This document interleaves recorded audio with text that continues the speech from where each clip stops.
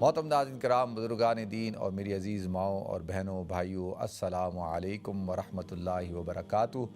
میں آپ کا میزبان عبدالوہاب آپ کو پروگرام گفتگو کے اندر خوش آمدید کرتا ہوں۔ جو سوال پوچھا ہے میری بہن نے کہ ان کے شوہر کا انتقال ہو گیا اور 8 سال ہو گئے اور رقم ان کی جو تھی وہ بینک میں پڑی ہے اور بینک کی جو چیک بک وغیرہ ہے وہ سب ان کے بیٹے کے پاس ہے۔ تو ایک سوال انہوں نے پوچھا ہے کہ اس کی زکوٰۃ کون دے گا، اور دوسرا سوال یہ پوچھا ہے کہ وہ پیسے کس کے ہیں، کس کو ملیں گے، ورثاء کو ملیں گے نہیں ملیں گے۔ اچھا دیکھیں، یہ تو ایک سمپل سی بات ہے نا کہ جب ایک شخص کا انتقال ہو جاتا ہے تو انتقال ہو جانے کے بعد اس کی جو بھی وراثت ہوتی ہے، جائیداد منقولہ اور غیر منقولہ، یعنی منقولہ جو منتقل ہو سکتی ہے، غیر منقولہ جو منتقل نہیں ہو سکتی، یعنی جو پراپرٹی ہے اور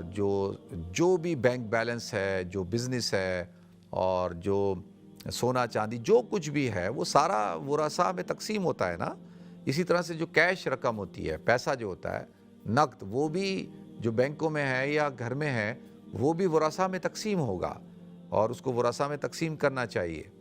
اور اگر ابھی تک ورثاء کو میں تقسیم نہیں ہوا اور ابھی تک وہ کسی کی ملکیت میں نہیں آیا، تو اب زکوٰۃ تو مرے ہوئے آدمی کے مال میں نہیں ہوتی ہے نا،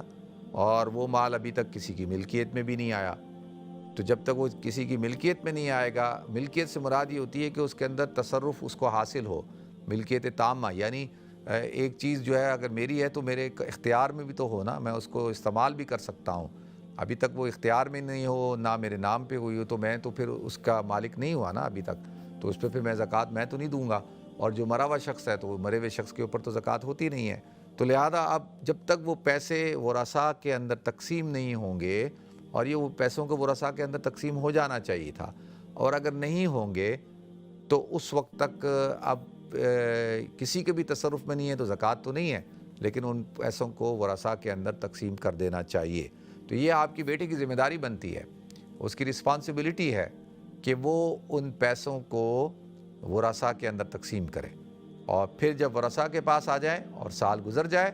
تو پھر ورثاء اس پیسے میں سے پھر ان کو زکوٰۃ دینی ہوگی، یعنی جو خود سے اپنے جیسے مال میں زکوٰۃ دی جاتی ہے۔ ٹھیک ہے جی، اللہ تعالیٰ ہم سب کو عمل کرنے کی توفیق عطا فرمائے اور شریعت کو سمجھنے کی توفیق عطا فرمائے، شریعت پر عمل کرنے کی توفیق عطا فرمائے۔ وراثت کے معاملات بڑے سینسٹیو ہوتے ہیں اور ان معاملات کے اندر ہمیں ڈیلے نہیں کرنا چاہیے اور ان معاملات کو فوراً حل کرنا چاہیے۔ اللہ تعالیٰ ہم سب کو سمجھ عطا فرمائے، عمل کرنے کی توفیق عطا فرمائے۔